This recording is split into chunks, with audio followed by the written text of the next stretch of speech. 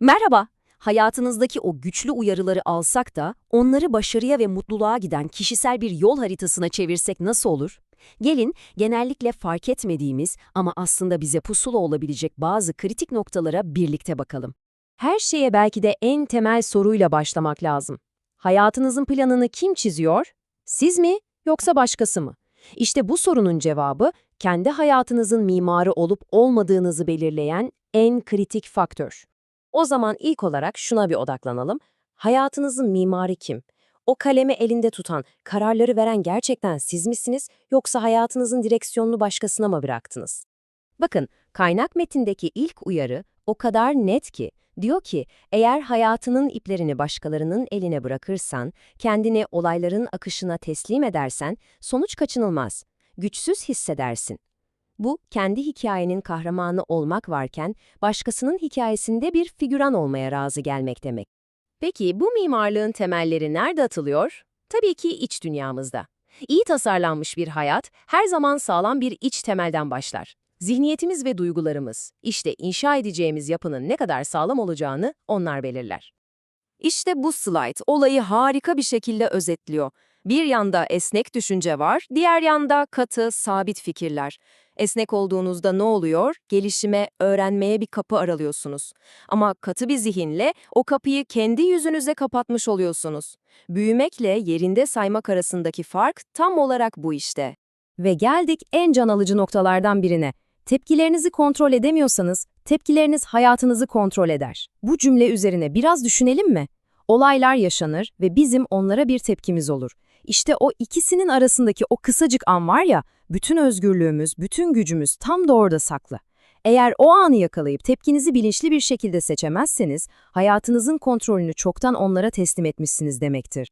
Şimdi bir an durup dürüstçe düşünelim. Sizin mutluluğunuzun kaynağı ne?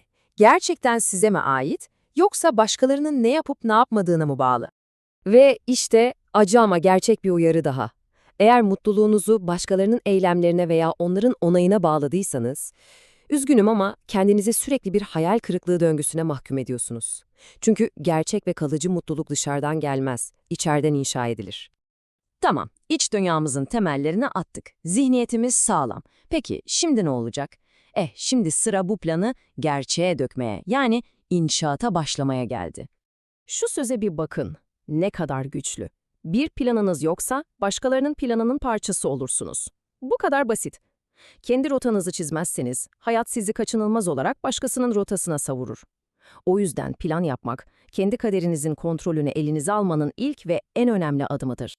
Peki, o etrafımızı saran kaostan netliğe nasıl çıkacağız? Süreç aslında oldukça basit ve 3 adımdan oluşuyor. Bakın, birincisi, veri toplayın. Bilgi olmadan doğru karar olmaz. İkincisi, karar verin.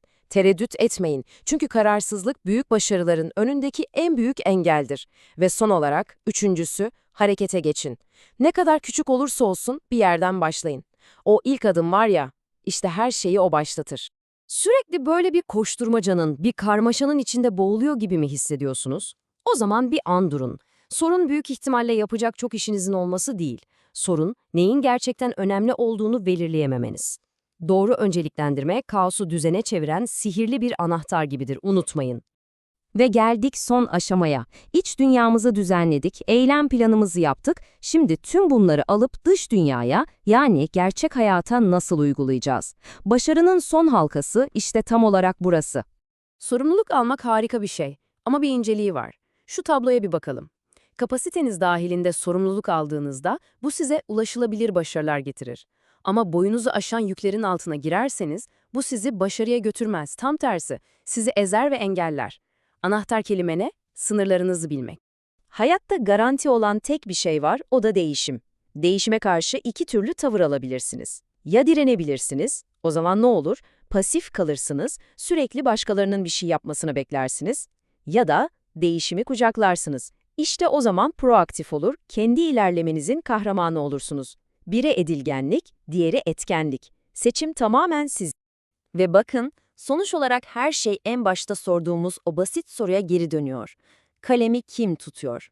Gördüğünüz gibi tüm bu uyarılar bize tek bir şey söylüyor. O kalemi geri alıp kendi planımızı çizmek tamamen ama tamamen bizim elimizde. O zaman gelin kendi hayatının mimarı olmak isteyen herkes için şu kontrol listesine aklımıza kazıyalım. 1. Plansız kalıp başkasının planında figüran olma, kendi planını yap. 2. Zihnini katı duvarlarla örme, esnek ol. 3. Tepkilerinin esiri olma, dizginleri eline al. 4. Kararsızlıkta kaybolma, bir yol seç ve yürü. Ve 5. Mutluluğu dışarıda arama, onu kendi içinde inşa et.